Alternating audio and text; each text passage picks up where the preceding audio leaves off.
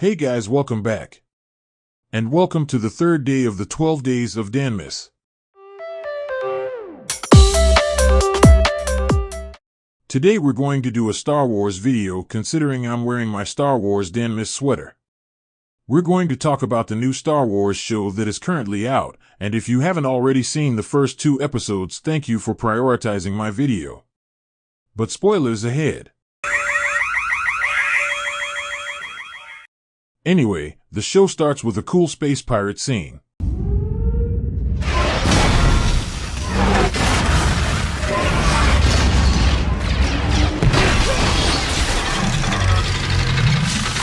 I brought you to the only thing that matters.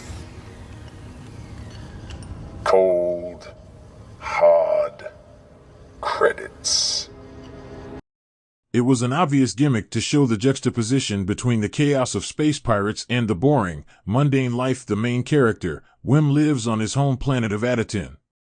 The planet seems really weird, more on that later.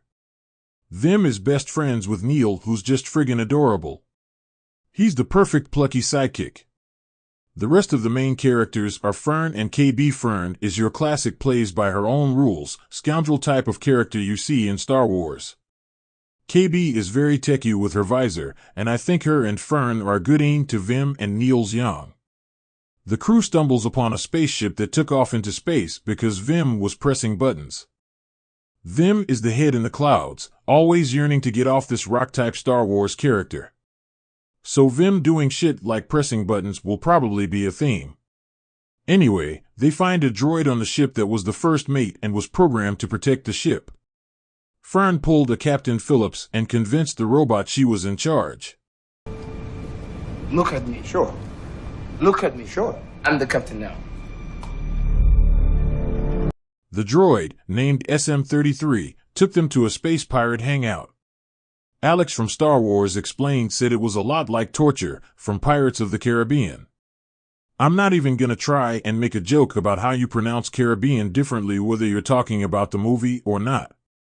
Side note, the kids allegedly had never seen stars, but like they were familiar with hyperspace travel. How does that make sense? Things don't really need to make sense in Star Wars, Dano. The kids have these old Republic credits that catch the attention of the pirates. SM-33 came and almost saved the day by being a badass. The pirates ended up outnumbering the droid and disabled him.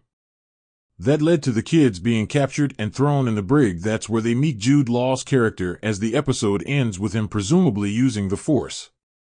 I'm definitely intrigued by the show so far. Is Jude Law the same guy from the first episode? What is going on with Atatin?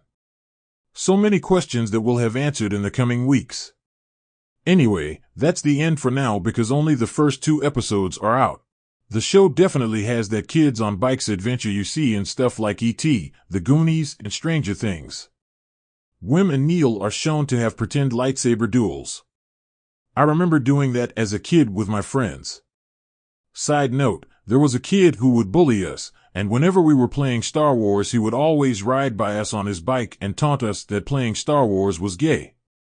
Now I don't have any issues with homosexuality. But he grew up to be gay. So maybe, just maybe it was gay to not play Star Wars. Remember to check out my website, disableddanny.com. You can join my cult, the Dan Fam, by subscribing. Please be gentle while doing the other stuff. Merry Danmas, peace out.